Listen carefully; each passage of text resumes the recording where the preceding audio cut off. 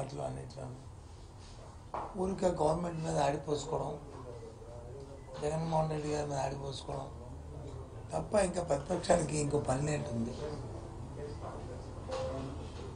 వాళ్ళకి ఏం చెప్పాలో ఏం చేయాలో తెలియక పాడిందే పాటగా అదే కంటిన్యూస్గా ఆ టైపు అలాగే వేస్తూనే ఉన్నారు.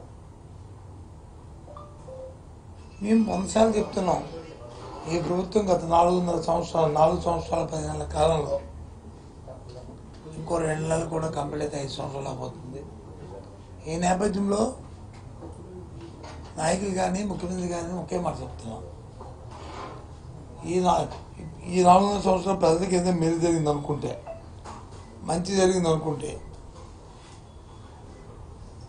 మీ తాలూకా జీవన ప్రమాణాలు పెరిగాయి అనుకుంటే, ప్రతి ఒక్కరు కూడా పిల్ల పాప అందరూ హాయిగా ఉన్నారనుకుంటే, మీ పిల్లలకి వచ్చి విద్య వైద్యం, మీకు వైద్యం, మీ పిల్లలకి విద్య ఇంత ముందు కంటే బాగా ఉన్నది ఈ ప్రభుత్వం పనితీరు అనుకుంటే మాకు ఒక అవకాశం ఇవ్వండి, మళ్ళీ మా గవర్నమెంట్ నుంచి రిపీట్ చేయండి అని చెప్పని జగన్మోహన్ రెడ్డి గారు పదే చెప్తున్నారు. ఆశీర్వదించమని ఆయన పదే చెప్తున్నారు. మేము కూడా అదే చెప్తున్నాం.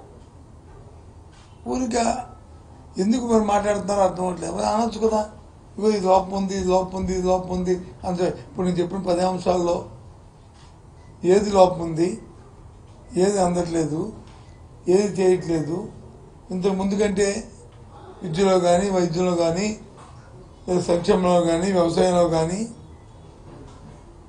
మేము అభివృద్ధి చేసాము, మళ్ళీ మాకు అవకాశం అంటే ఫైన్, తప్పు కాదు రాజకీయాలు.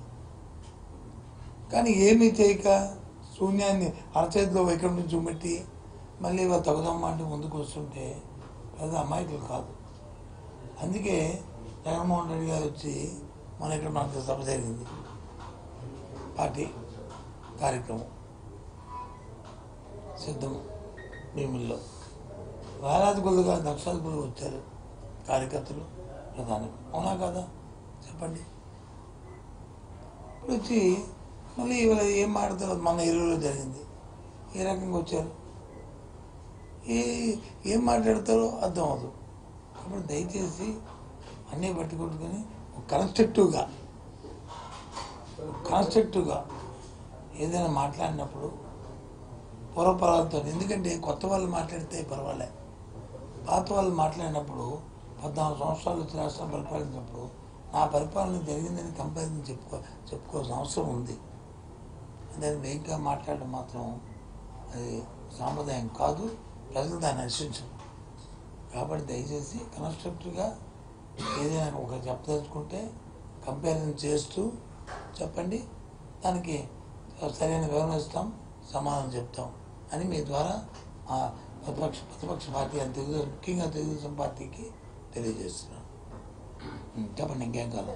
ఈ రాష్ట్రాన్ని 5 చెడగొట్టింది సరిపోదా? ఇప్పుడు రేవంత్ రెడ్డి పాలనను కూడా చెడగొట్టడానికి జగన్ పన్నాగం పట్టి ఉమ్మడి రాజధానిని మళ్ళీ కొనసాగించాలనే విషయాన్ని తెరపై తెచ్చారు. ఇప్పుడే జస్ట్ వీరభద్రరావు గారు కూడా ఒక స్టేట్మెంట్ ఇచ్చారు. వీరభద్రరావు ఇచ్చినా ఇంకొకరు ఇచ్చినా ఉమ్మడి రాజధాని కొనసాగించిన స్టేట్మెంట్ ఎవరు ఇచ్చారు చెప్పండి? అంత చూడుతున్నాను.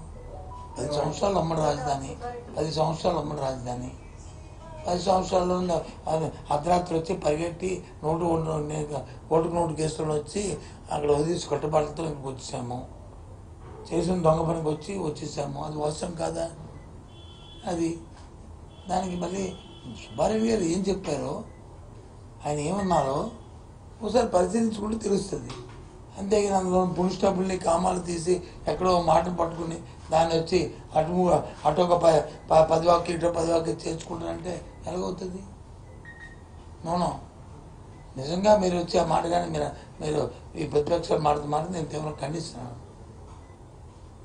ఎవరైనా ఆలోచన ఉన్న వాళ్ళు ఎవరైనా మళ్ళీ ఉమ్మడి రాజధాని కొనసాగించిన అడుగుతారండి? అంత సుబ్బారెడ్డి గారు కానీ మాకు కానీ అంత ఆలోచన లేదండి.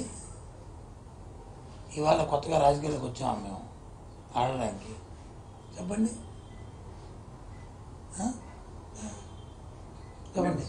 తెలంగాణకు సంబంధించినటువంటి మాజీ మంత్రి వేముల ప్రశాంత్ రెడ్డి ఉమ్మడి రాజధానిగా హైదరాబాద్ నే కొనసాగించాలని మరోసారి మాట్లాడితే ఏపీకి సంబంధించినటువంటి నేతలు ఎలా హైదరాబాద్ లో తిరుగుతారో చూస్తామని చెప్పి ఇవన్నీ అసలు ఇష్యూ లేనప్పుడు వచ్చి ఈ ఛాలెంజ్లు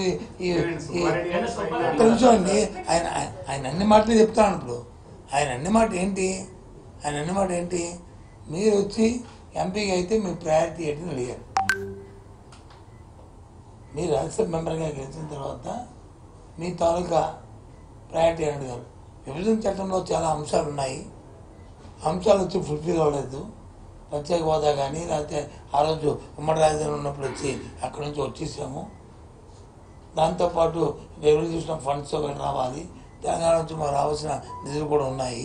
దాంతోపాటు ఏదైతే విద్యాలయాలు ఉన్నాయో అవన్నీ ఇస్తామన్నారు, ఇంకా అవన్నీ రాలేదు. ఇవన్నిటి కోసం నేను కృషి చేస్తాను అని చెప్పి మాట అన్నారు. అంతేగాని హైదరాబాద్ ఉమ్మడి రాజధాని మళ్ళీ మాకు కొనసాగించాలని కోరుతున్నాను అన్నారు.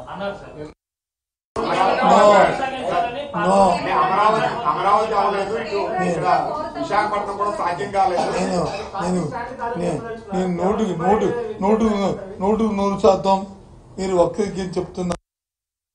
ఒక్కరికి చెప్తున్నారు. అది కాదు, ఇది పార్టీ మాటగా చెప్తున్నాం. ఇది పార్టీ స్టాండ్గా చెప్తున్నాం. పార్టీ మాటగా చెప్తున్నాం.